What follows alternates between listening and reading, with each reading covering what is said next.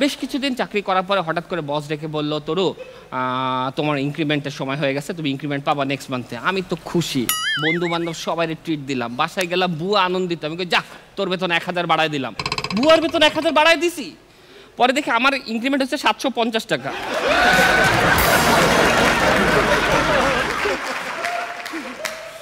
ওগো, এখানেই শেষ না, আরো আছে। বস এসে বলতেছে, তোর আপনার যে স্যালারি ইনক্রিমেন্ট হচ্ছে এটা কারোর সাথে শেয়ার করেন না।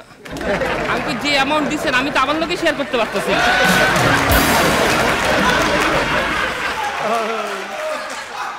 আর খেয়াল করবেন, মাসের প্রথম দিকে না অফিসে না একটা লাঞ্চের সময় গ্রান আসে, একদিক থেকে বিরিয়ানি, আরেক দিক থেকে রোস্ট, আরেক দিক থেকে খাসি। ঠিক 20 তারিখের পরে শুরু হয় মূলার গন্ধ, শুটকির গন্ধ। আর এরপরে যখন 28-29 তারিখ হয়, যে কাউকে জিজ্ঞেস না, আমি লাঞ্চ করি না। দেখবেন সামনের ওই যে টোন দোকানটা আছে না, ওখানে চায়ের মধ্যে বনরুটি চুবাই খাইতেছে।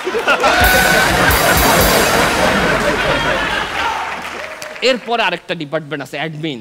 আপনার কাছে কিছু চাইতে যান, এমন ভাবে রিয়েক্ট করবে মনে হয় ওর কিডনি চাইছেন। আমি বললাম, আমার অ্যাডমিন ছিল ফারিন। আমি বললাম, ফারিন কলম লাগবে। ভাইয়া কলম কলম কলম, এতবার কলম গেছে আমার শরীরে লোমই দাঁড়ায় গেছে।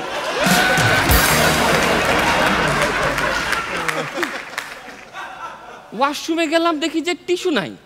আমার সিরিয়াস অবস্থা, আমি তাড়াতাড়ি করে দিলাম, ফারিন টিস্যুটা দেন তো। ও আমাকে একটা রিকোজিশন স্লিপ ধরায় দিছে।